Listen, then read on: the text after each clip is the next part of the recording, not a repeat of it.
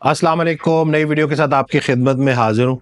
ये भी ज़रा सी सख्त वीडियो है, बर्दाश्त कर लीजिएगा, लेकिन इस टॉपिक के ऊपर बात करना बहुत ज़्यादा ज़रूरी है। मेरे कई सालों का तजुर्बा है और मैं इस नतीजे पे पहुंचा हूं कि 90% जो मैं बात कर रहा हूँ ना, उन्हीं लोगों से कर रहा हूँ और यही मसला चल रहा है। 10% जो है वो एक्सेप्शंस हैं, उसकी बात हम नहीं करेंगे क्योंकि हमने मसले के ऊपर, उसके हल के ऊपर बात करनी है। मैंने ये देखा है कि बेहतरीन ख़वातीन जो हैं, बीवियाँ, वफादार, नेक, साबिर, उनको इंतहाई खतरनाक शोहर मिले, बल्कि मैं बोलूँगा भयानक, बेवफा, हदूद को क्रॉस करने वाले, अपनी हद में ना रहने वाले, अजियत देने वाले ज़ुबान से, हाथ से।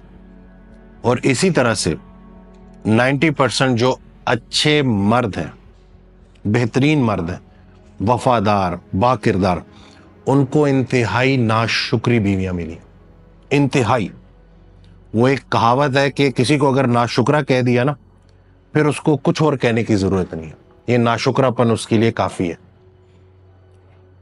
10% फिर वो लोग हैं जो कि प्यारी बेहतरीन जिंदगी गुजारते हैं, एक दूसरे को अंडरस्टैंड करते हैं, मियाँ बीवी एक दूसरे का लिबास है, एक दूसरे के लिए खैर का बायस है और उन्हीं से फिर एक अच्छी नस्ल परवान चढ़ती है। ऐसा क्यों है? इसकी एक बड़ी वजह वो ये है कि हम दीन को समझे नहीं।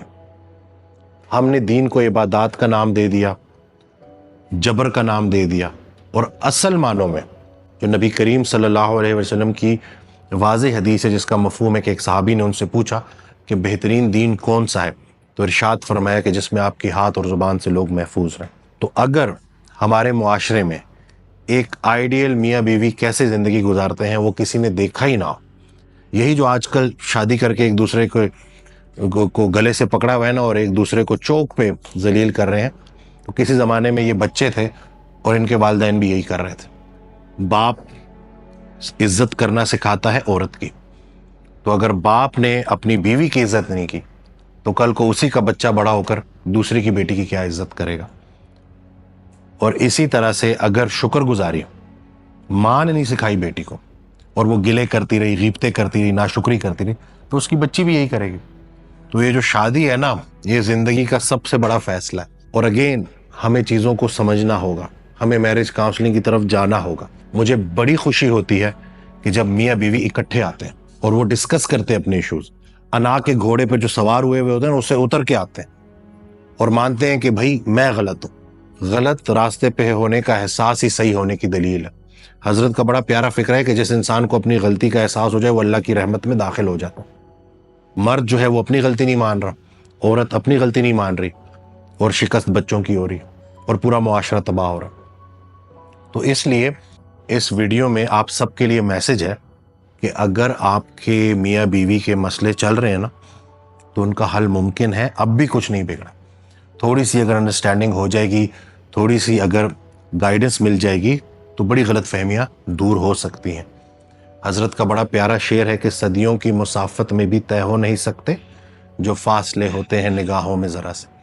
तो इन निगाहों के फासलों को कम करने के लिए किसी उस्ताद गुरु की ज़रूरत होती है।